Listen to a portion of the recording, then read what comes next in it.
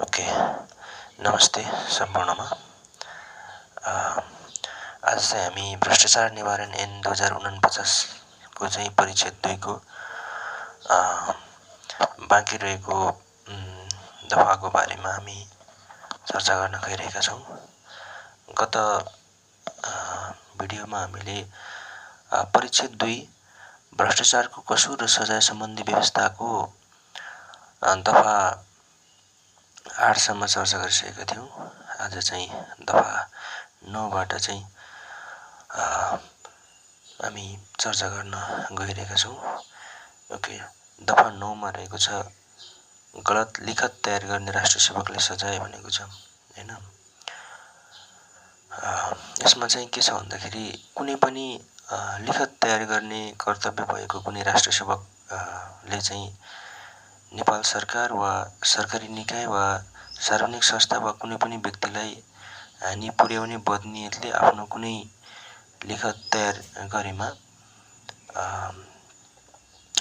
त्यस्तो कुनै पनि नेपाल सरकार अथवा चाहिँ सार्वजनिक निकाय अथवा सार्वजनिक संस्था वा कुनै पनि व्यक्तिले चाहिँ हानि पुर्याउने खालको चाहिँ बदनियतले त्यस्तो कुनै एउटा लिखित तयार गरेमा हैन निजलाई कसुरको मात्रा अनुसार 3 महिनादेखि 1 वर्षसम्म कैद र 10,000 देखि 50,000 रुपैयाँसम्म चाहिँ जरिवाना हुनेछ भनेको छ हैन। त्यसैगरी दफा 10 मा रहेको छ गलत अनुवाद गर्नेलाई सजाय भनेको छ है। अनुवाद गर्ने अख्तियारी पाएको वा त्यस्तो काम गर्न तोकिएको राष्ट्र सेवक वा अन्य कुनै व्यक्तिले नेपाल सरकार, सरकारी निकाय वा सार्वजनिक संस्थालाई हानि पुर्याउने वा आफू वा अरू कसैलाई लाभ पुर्याउने बदनियतले कुनै लिखत अनुवाद गर्दा गलत अनुवाद गर्ने, झुट्टा विवरण राखी अनुवाद गर्ने वा नाम, थर, मिति, तथ्य वा त्यस्तै अन्य कुनै कुराको चाहिँ फरक पार्ने काम गरेमा निजलाई कसुरको मात्रा अनुसार 3 महिनादेखि 1 वर्षसम्म कैद र 10,000 रुपैयाँदेखि 50,000 रुपैयाँसम्म जरिवाना हुन सक्नेछ। त्यसैगरी दफा 11 मा रहेको छ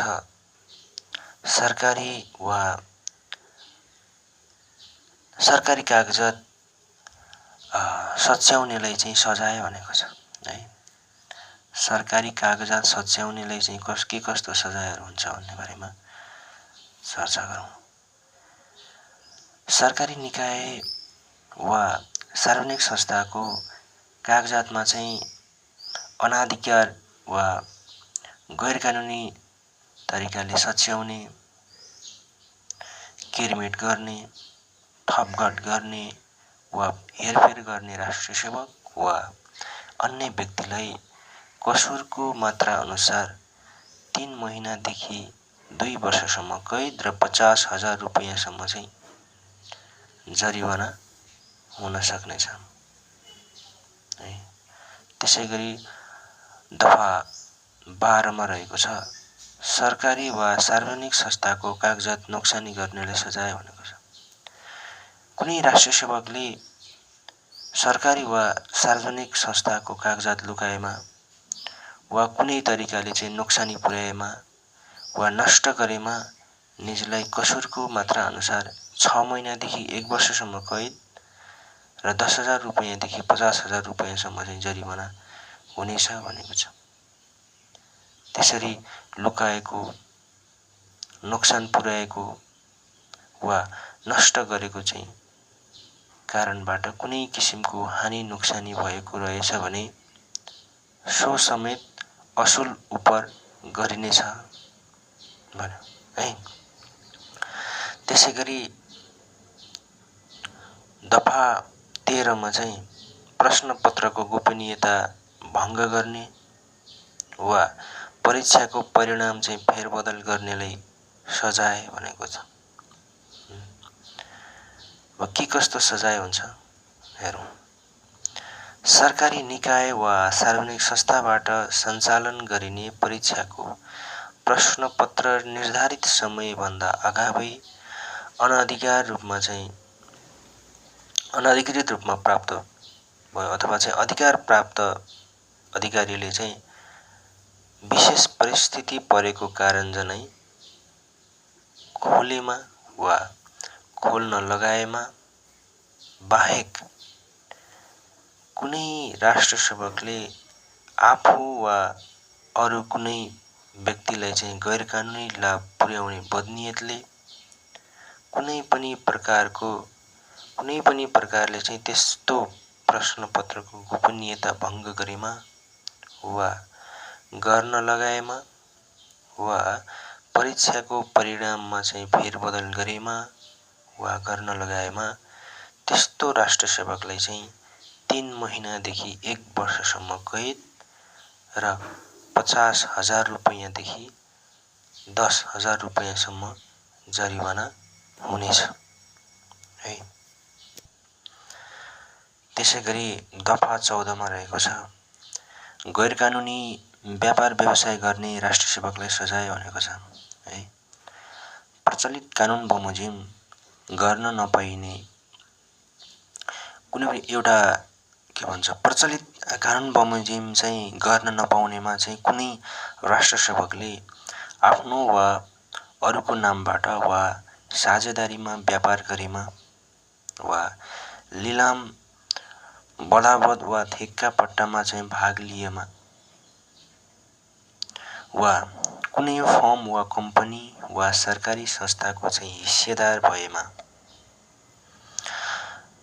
कुनै फर्म वा कम्पनी वा सहकारी संस्थाको हिस्सेदार भएमा कसुरको मात्रा अनुसार 3 महिनादेखि 6 महिनासम्म कैद र 10,000 रुपैयाँदेखि 50,000 रुपैयाँसम्म जरिवाना हुनेछ र त्यसरी आर्जन गरेको सम्पत्ति समेत जफत गरिनेछ भनेको छ है। तर पब्लिक लिमिटेड कम्पनीबाट सार्वजनिक बिक्रीका लागि खुल्ला गरिएको शेयर खरिद गर्न यस दफाले बाधा पुर्याएको मानिने छैन भनेको छ है। त्यसैगरी नपाएको ओहदा पाए भन्नेले सजाय भनेको छ दफा 15 मा है। कुनै राष्ट्रसेवक वा अन्य कुनै व्यक्तिले आफूले नपाएको ओहदा अधिकार हैसियत वा सुविधा पाए भने वा कुनै राष्ट्रसेवकको ओहदा अधिकार हैसियत वा सुविधा प्रयोग गरेमा वा नपाएको ओहदा सम्बन्धी चिन्ह पोशाक वा निस्सा देखिएमा राष्ट्रसेवकको ओहदा सम्बन्धी चिन्ह पोशाक वा निस्सा हो भन्ने अरूले विश्वास गरोस् भन्ने मनसायले त्यस्तो चिन्ह पोशाक वा निस्सा जस्तो देखिने कुनै कुरा लगाएमा वा देखाएमा निजलाई कसुरको मात्रा अनुसार 1 वर्षदेखि 2 वर्षसम्म कैद र 50,000 रुपैयाँदेखि 1 लाख रुपैयाँसम्म जरिवाना हुनेछ भनेको छ है। त्यसैगरी दफा 16 मा झुट्टा विवरण दिनेलाई सजाय भनेको छ। अब झुट्टा विवरण दिनेलाई के कस्तो सजाय हुन्छ भन्ने बारेमा जानौं। दफा 16 को उपदफा 1 मा रहेको छ कुनै व्यक्तिले राष्ट्रसेवकको ओहदा पाउने वा सो ओहदामा बहाल रहने वा कुनै हैसियत लाभ वा सुविधा पाउने उद्देश्यले शैक्षिक योग्यता नाम 3 पुस्ते उमेर जात थर ठेगाना नागरिकता वा योग्यता वा अन्य कुनै कुराको झुट्टा विवरण दिएमा वा सो सम्बन्धी झुट्टा प्रमाणपत्र पेश गरेमा